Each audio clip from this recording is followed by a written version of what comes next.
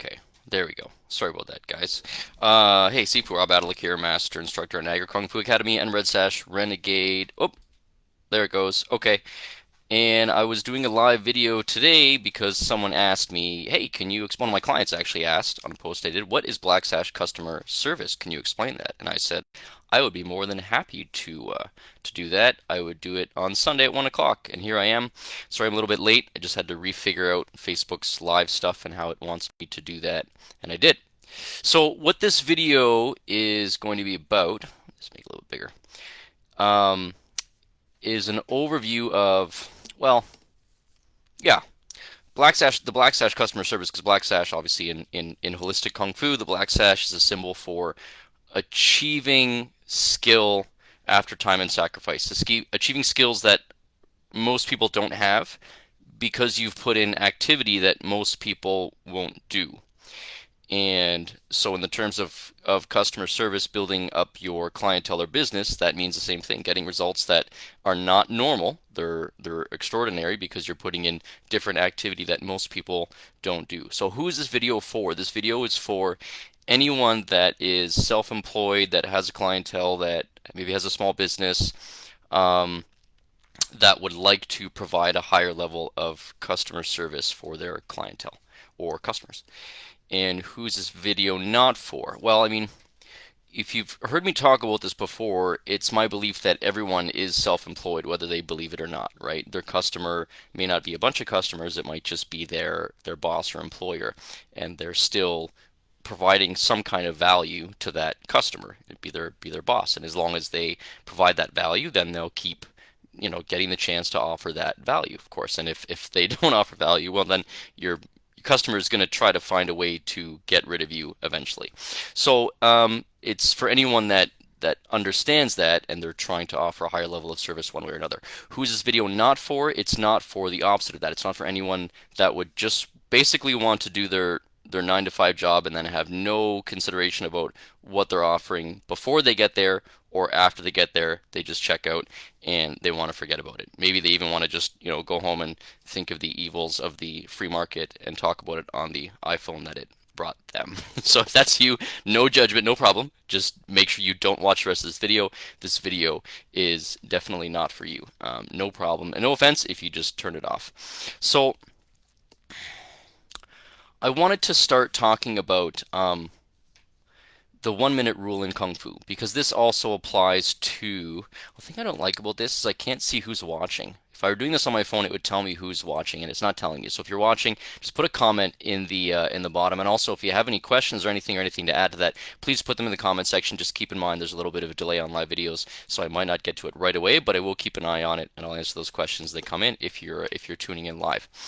So the 1 minute rule in Kung Fu goes like this, right? When people start Kung Fu, it's a holistic Kung Fu is a lifestyle process. It's not something that you just, it's not a fad that you pick up and then you put down, right? So a lot of times in the fitness industry, for example, right, is a $1 billion industry, and most of that money, most of it goes to waste. Most of it is, someone getting excited around January that a new piece of equipment came out and this is going to be their year to get in shape. So they go and they buy the new equipment, treadmill, spinny thing, shake weight, whatever it is, right? And then usually within 6 weeks, that thing is out on the side of the road because someone was really excited about something, so they impulse bought it, but they didn't actually have a system in place to follow through. Right?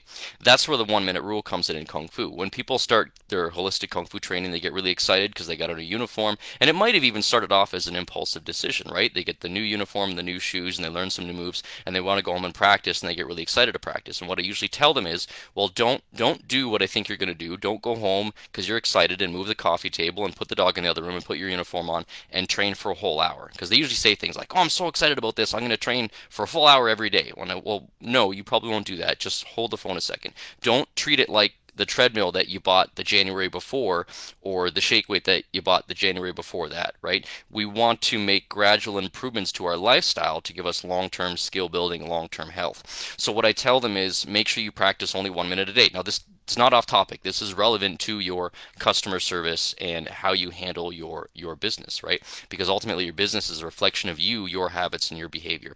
So anyway, so what I say is, instead, what I want you to do is just make a commitment to practice for 1 minute a day. All right, only got to be 1 minute, but it's got to be every day.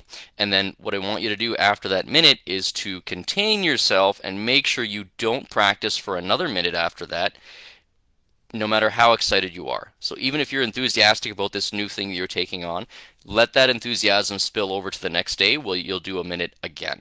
Okay, and then you'll do a minute again after that, and a minute again after that, every day, right? 1 minute per day for like 2 weeks. After 2 weeks, then what you want to do is you want to double that time to 2 minutes. And after you double that time to 2 minutes for 2 weeks, then you can double it to 4 minutes. But what you're doing here is you're gradually cultivating a lifestyle change rather than just jumping at the new thing, getting excited about it, overdoing it, and then getting bored of it.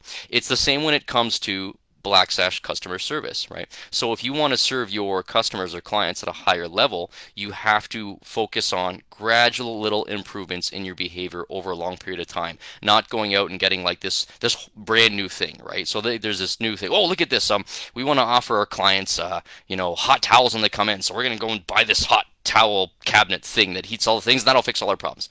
Well, no, it's not. That's going to be an exciting thing at first, and then everyone's going to get bored of it very quickly, right? Just like they get, if it were you doing your fitness, you're going to get bored of your treadmill or shake weight or whatever it is that you got. So when it comes to developing good customer service, that has to start with us in gradual little improvements. So I call that in holistic kung fu, I call it the 1 minute rule. And if you guys have read the book, which I recommend, which I probably pulled a lot of this from that book unintentionally or not, you should read Raving Fans by Ken Blanchard. Raving Fans? Ken Blanchard. Um, and I think, if I remember correctly, they basically phrase it as the 1% rule, right? Which means every day, small, consistent changes. You just want to get 1% better, 1% better every day, getting better at serving your clientele. It doesn't have to be massive, but it's got to be 1% consistently. So that's the first thing I would say to having Black Sash customer service, just like the way if anyone's watching that earned their Black Sash in Holistic Kung Fu, you know that it was long-term behavioral improvements, not one big exciting thing at the beginning that ultimately got you there, got you a higher level of skill, and everything that training bought. It's the same thing here. We just have to commit to that 1% every day. Okay, so that's the first step to Black Sash customer service. The next step is you have to rid yourself of this idea that the customer is always right. Okay, what? Yeah, the customer is not always right. In many cases, the customer is wrong. And the danger with thinking that the customer is always right is a lot of times what happens is it leads you to throwing your employees under the bus. So for example, if you're a manager in the storefront and the customer is always right and the customer comes in and they happen to be a little bit rude, with that mentality, you're going to throw your employee right under the bus in front of them and be like, "Oh, I'm sorry, we always side with the customer." But what if the employee was right? What are you going to do then? The employee sees the way you just, basically threw them under the bus. Even if you say later, "Oh, well, I was just telling them that." Well, it still makes the employee feel like garbage because you took the customer's side in front of the employee, right? So that's not very good for team development. Now, the customer is not always right, but the right customer can always be right, you see? So you have to make sure that if you want to be dealing with a higher level of customer service, you've got to be doing it with the right people, the people that are congruent with your message, right? You have to understand that you cannot be of service to everyone. Okay, I think it was Steve Jobs' line said, if you want to keep everyone happy, go sell ice cream, right? But if you're in a leadership position, if you're in marketing or sales or running a business, you're not going to keep everyone happy. And if you do, you're going to wear yourself out really fast trying, right? So if you want that customer is always right mentality and you totally subscribe to that, then you should go sell ice cream when you can keep everyone happy. But if you're doing an effective job, you're not going to keep everyone happy, and you don't have to. That's okay. Like, you don't have to solve the world's problems. You just have to try to get to a higher level of service for those that are a good fit for your business model, your mentality, maybe your ideology, whatever it is. You've got to make sure you keep them really happy, but not everyone.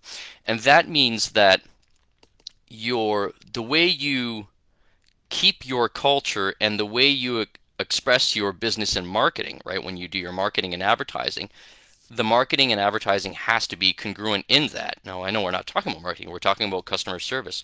Well, in order to get the right customer service, you have to have the right client. And the right client is going to be signaled to you and brought to you through the proper message in your marketing. And this means that your marketing has to be of a polarizing nature. Now, that can mean a whole lot of different things, so just hold on a little bit, okay?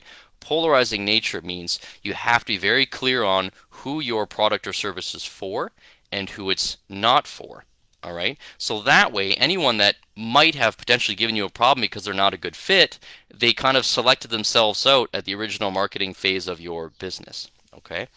Now I know that's like really hard for people to get because everyone just wants to be nice to everyone. I'm not saying you don't be nice to everyone. I'm just saying that you attract the right people to your business that you want to do business with, because people that aren't a good fit, they're just going to be upset with you that you're not doing the right thing. And, and if you're thinking that the customer is always right when they're not a good fit, you're going to be beating yourself up and beating your employees up for, for not being able to help that person who's kind of might be beyond your help, right? So polarizing marketing, if you need an example of that, is just go back to the beginning of this video. So the way I started this video off was I said, if this is you, this video is for you, right? And if you're this person, this video is not for you. Okay, so rather than trying to keep everyone on watching and then irritating people that aren't really they haven't been self-employed, they don't really get the message, they don't really understand what it's like kind of being in a management position or a leadership position, rather than irritating them with the message, I try to sort them out beforehand because this message isn't for them. So the same thing for you. Make sure that in your marketing, you're showing who the message is for and who it's not for. Okay, this will get people to select themselves out if they're not a good match for your business. It's also going to make the people that are a good match for your business appreciate you much more because they see, oh yeah, you're right. Yeah, that's right. I'm that's not me. I'm this person over here. So now they're more magnetic to your message. Okay. So that kind of starts. So good customer service starts with helping, the right people. And I'm not saying good people and bad people. Like there's really good people. I have really good friends that are great people that are not a good fit for my business. So rather than trying to say, hey guys, come on over here, knowing they're not a good fit, I don't want to do that because then it's going to alienate them from me and there's going to be awkwardness there. So I'm not talking about good people and bad people. I'm talking about the right match, right? And the match that's not so good. So that's kind of the next part. And then the last part for now of, kind of in this short time span that we can get to, of having Black Sash customer service. So serving people at a higher level, right? And offering much better service than any other kind of competition in your industry is you have to start thinking about retention, retaining people rather than just acquiring people, right? And if you're in anything where you're marketing online, you would have seen some of what one of my teacher calls the bozo explosion, right? In that there's this huge influx of people that are what I call coaches that coach coaches to coach coaches, right? They're people that really haven't business in business for a very long time, if at all, but someone told them that they could be a consultant to people and they could be a coach, even though they don't really have any experience, right? Now, I don't identify as one of those people because I've been teaching and coaching people for the past just about 20 years now, right? But a lot of people have kind of come in because maybe it's internet and it's easy to get started in, and they have because someone's trying to sell them courses on marketing and sales. They say, oh yeah, just come on in, be a consultant. You don't need to actually know anything. Just come on in because they want their money. And that led to the bozo explosion of coaches that coach coaches to coach coaches. And now I hear about people that have kind of stumbled into this all the time, and that whole industry is kind of like poison because all they focus on is acquisition, how to acquire more clients, get more clients, get more clients, get more clients. And in the whole bozo explosion, it seems like no one is talking about how to keep clients really happy and how to serve them at the higher level. Like why why is no one talking about that? Everyone has that shiny object syndrome where they want to just get new clients, get new clients, get new people, well, there's a lot easier ways to be of service than that, and it's much better to serve the clients you already have at a higher level than it is to try to get new people. And I'll give you a perfect example of this, right? If you guys ever had everyone has, you have a subscription to either, like, here we have Bell or Cogeco, right? Or like maybe Rogers Cable or some kind of cable internet provider, right? Or cell phone provider. And they're always offering some kind of new thing for the new customers, right? And what do they usually say at the bottom? They say not for, current customers, for the new people, right? Well, as a regular client with, say, Rogers, Bell, Cogeco, whatever it is, what mail do you get? You get your bill, and then maybe once a year you get a letter that says, "Oh, by the way, we got to put your prices up." Right? Like, oh, thanks, guys. It's the same kind of thing. Their business model sucks because, yeah, they're providing the bare essential service that they're supposed to, right? But they're not actually treating the customer with any kind of respect. They're busy trying to get new clients all the time. So the industry is basically just people jumping back and forth from Bell to Rogers, Bell to Rogers, or Telus, depending on who has the good deal for the minimal amount of time for their contract. Once the contract's out, they're jumping over here because there's really no incentive to keep the customer like really happy. Maybe like a bare level of like satisfied by doing what they're contracted to do, but nothing over top of that. And you got to think about this when you're dealing with customers, clients, members, whatever it is.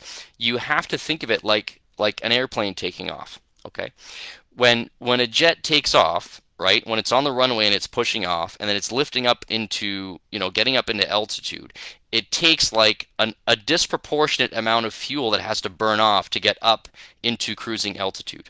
Once it's at cruising altitude, it's very, very efficient to keep it at cruising altitude. And it's the same thing with your clients. You put in all the work to acquiring new people, right? Once you're up, and then you have a client, you've established a relationship, it doesn't take a lot of energy to make that relationship very good at an ongoing basis, but it does take a little bit, right? Whereas most people run their business model this way. They're putting all this energy into getting someone up into cruising altitude, then they forget about them and they go on to the next person to get them up into cruising altitude, and all these people are just up and then they're bailing, and they're up and they're bailing, and they're crashing and burning because no one's putting effort into maintaining a good relationship with their clients at that cruising altitude, right? And that's just the way I see it, as that's the bozo explosion. No one talks about, maybe because they don't know, because they haven't been in business long enough to see what it's like to keep customers satisfied up at this cruising altitude. I don't know, but it is quite hilarious, and I feel bad when I'm seeing like different people coaching and marketing courses and stuff about acquisition, and no one talks about good customer service. It's kind of hilarious, right? If you guys are watching too, put in a comment or anything below. I see some people watching, but I can't read who you are. So say hi or something in the comments so I know who's watching. If you want to ask any questions, go right ahead. So so let's talk about that then. How do we focus on retention and keeping clients, keeping repeat business, keeping people happy, and that way they want to talk about you, right? Well, the one part, like I said, is make sure you read Raving Fans by Ken Blanchard. That's a very quick, easy, simple book to read to maybe kind of shift your thinking a little bit on how to acquire clients long term, right? And it's much easier to do than all the rat race of constantly having to feed, whatever your mechanism is, whatever your business model is, to keep feeding new clients in all the time. It's exhausting. And if you would just build a relationship with your current clients, you would save a ton of energy. It is much easier, much more fun, and much more rewarding to keep a client long term than it is to try to get new clients all the time, right? The number one reason for losing clients, I was taught one of my teachers taught me this, mentors. The number one reason for losing clients is not what you think. It's not like lack of service. It's not crappy service, although you have to have really good service. I'm assuming if you're watching this, you're doing the best you possibly can to offer a good service to clients, right? But the number one reason is perceived apathy, meaning that the person doesn't think you care, and they think they can just kind of, like, if your whole customer base was a big room full of people, a big gymnasium in front of people, they're hanging in the back thinking they can kind of slip out the back unnoticed, right? And that's what they will do. Thanks for doing this. Okay, awesome, Lacey. I hope you were watching from the beginning, but it's all recorded, so if you didn't catch from the beginning, then no worries. Just go back. But you're most welcome for doing this. It was my pleasure and privilege. Thank you for this suggestion. If you guys have any other suggestions on what you'd like to hear about, not just Black Sash customer service, but anything service industry related, then please put a comment in here or on the page somewhere. So going back to what I was saying, the number one reason for that is that perceived apathy. People don't think you care, right? It's not that you don't care, and even you can care as much as you want about your client, but if they perceive that you don't, if you're keeping that all in your head and they perceive that you don't care, they're going to be slipping out the back door, right? Because you're probably, they probably like you, and most people are really pretty awesome, but when they slip out the back door, we assume that we take it personally. We assume that they hate us when really it wasn't that. They just thought we didn't care and I could just slip out the back door without anyone noticing, right? So again, keeping that awareness that we do care about them is just like keeping that plane up in the air, keeping that at cruising altitude. It's very easy to do. And people, remember this, that people don't know, they don't care how much you know. Like you're proficient in your business, that's great. You're proficient in whatever your service is, but people don't really know, they don't really care how much you know unless they know how much you care. Okay, so you get a pen. If you don't know that already, make sure you write that down. Okay, people don't care how much you know unless they know that you care. And I apologize, I don't remember who originally wrote that. I don't know. I would attribute it maybe to Jim Rohn, but I'm probably off. Uh, but you can Google it and you can find out who originally said it. And then, but most importantly, write that down. Okay, so little signs of showing people that you care. If there's something happening important in their life, you want to make sure that you know about it. That's not that hard to do. Sending the occasional flower, sending cards, things like that, not hard to do, right? And it's definitely not that expensive or time consuming when you think about how much time you put into acquiring a new customer or a new client. We're talking about a small little fraction of that time. It's much easier to keep someone, and knowing they know that you care about them than it is to try and go and get a new client. So that's kind of what I had for now. I think I covered everything, starting more retention than acquisition, knowing how much you care, perceived apathy. And the other reason I did this too, so I had a client ask me what to do this, but I also wanted to say that if you guys do want, if you're watching this and you're wondering like how it applies, how would that apply to my business or my practice or whatever, and you want extra help with that, I had a very fantastic day yesterday with some of our events that we were running and our grassroots marketing and meeting new people. And I did it with the help of some very awesome raving fans, customers, and volunteers. So I kind of wanted to pay that forward. So if you think that if you want to find out specifically for your business how this would apply to you and how I can maybe help you tweak it to your specific business, then please feel free to put a comment in the comment below, and I'd be happy to put an hour aside for you. If you want to do a one-on-one call, I'd be happy to do that, like I said, because I got help on Saturday and I can pay it forward to you. I have no problem putting an hour aside for you guys and talking to you one-on-one if you want. And then if you like what I have to say, then maybe if you want to work together more on some other consulting and management, then that would be cool too. But either way, if you want that hour, no strings attached, just say so either in the comment section or send me a message on this page here. So go to the Red Sash Renegade page, hit the message button, and send me a message to do that, and we'll fix that up. Okay?